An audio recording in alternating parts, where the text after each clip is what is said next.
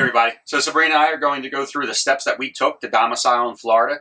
We had a few questions about it, and we thought it would be good just to put together a video for anybody out there interested in doing the same. So the very first thing that we did was we contacted Escapees RV Club and set up a mailing address.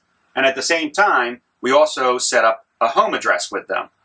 Now, in order to set up a home address with Escapees, you have to use their mailing service. So we did it all at the same time. But the reason why we went with Escapees is that their reviews for them were outstanding. They're like flawless reviews. And from what we can tell so far, it's only been 6 weeks or so that we've been using it. We feel the same way. They're great.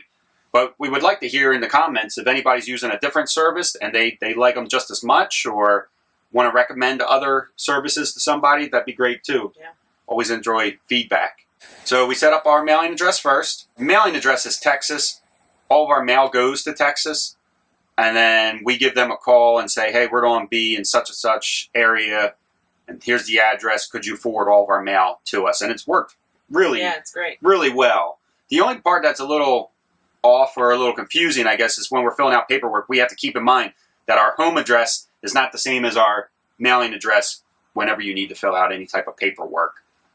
Probably very rare, though. Now that everything's set up, I can't imagine that this comes up often that you need a separate mailing from a home address. So the second thing you need to do is you need to have 2 proofs of your residential address when you're getting ready to go to the DMV.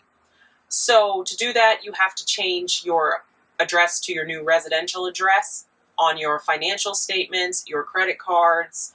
It can be also your health insurance address can change to that. Your auto insurance can change to that, but 2 proofs of residential address. So one thing that Escapees does mention is that you can use their welcome letter. They have a letter to the tax collector as one of the proofs of your address. We still changed our credit cards and our bank statements so that we had 2 others just in case there was an issue because we didn't want to go back and do it twice. And do that as far in advance as possible because statements are on usually a 30-day basis. So if you're going down to Florida in November's too late to change it because your statement, it will still read your previous address.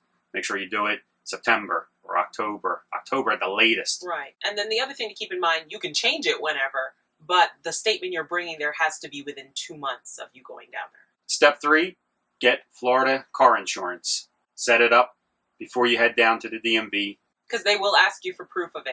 Step 4, when you're bringing a vehicle from out of state to the state of Florida, you actually have to get your vehicle VIN notarized that it's correct. If you do this outside the state of Florida, this needs to be printed on letterhead and have the VIN number and everything on this paper that you can then bring to Florida. So we chose to do it inside Florida because it was easier. So if you're going to do it in Florida, what you need to do is either a police officer examine the VIN and sign off on it, either have a notary do it, or the DMV office can do it. So one thing to keep in mind is that some of these tax collector and DMV offices, the parking lots may not be conducive to bringing your RV and tow car and everything there in and out. So just keep that in mind. Conducive. The biggest word ever. Oh my goodness. So yeah, you can fit your motorhome at their DMV. They'll come out and look and verify the VIN without you having it notarized.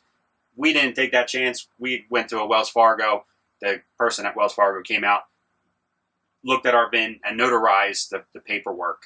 And we brought the paperwork to the DMV. Step 5 is go to the DMV. Correct.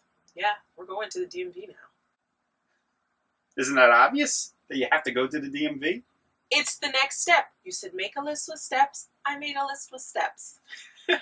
Next step, go to the DMV. But there is something to it in the fact that, so some of the DMVs in Florida require you to make an appointment. Some do not. The one that we went to in St. Johns County did not require an appointment. Step 6. No. Let's go back to step 5. Step 6. Let's go back to step 5. 5 is go to the DMV. No. It doesn't get much simpler than that. It is very important. There is something under step 5 that is very important that Kenny has forgotten. So when you're going to the DMV, you need to bring proof of identification. Your out-of-state driver's license does not count as proof of identification. So you have to bring some other form of identification for one of your 2 proofs.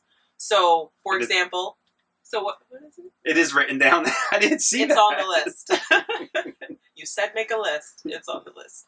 So, for example, for Kenny, we had to bring his birth certificate as well as his passport card as proofs of ID. And then separately, they also require your social security card.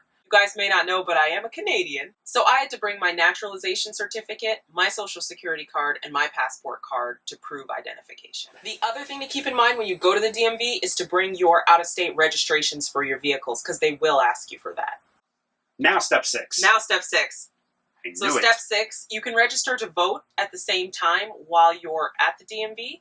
And so that's something you can do. It's pretty easy. Yeah. I thought that was really easy. You're like, oh yeah, set us up. Step 7, it's not really a step to setting it up, but it's just something to keep in mind, is that when you're looking at the registration website, as far as bringing a vehicle into Florida, each vehicle is going to have what's called an impact fee for the plate. So don't forget that $225 for the impact fee, which is in addition to the registration fee. Best thing to do is bring a checkbook. Because if you use a debit card or a credit card at the DMVs, they charge you a 2.3% convenience fee. So bring a checkbook in there. It doesn't add any extra fees. And then you'll be prepared to pay for, just be prepared for that impact fee. Each tag? $225. Each tag is $225. Plus the other fees. Plus everything else. Which, go back to our other video, and it'll tell you how much it cost us to transfer everything to Florida. So those are our 6 to 7 steps-ish. We hope this helps. Please, if you have any comments and you want to help other people doing the same setup and maybe suggestions or something we missed, put it down below so that other people can read them. And thanks everybody for watching, for subscribing, for sharing, for liking, for disliking. Everything. Don't dislike. See you everybody. See you guys later. Bye.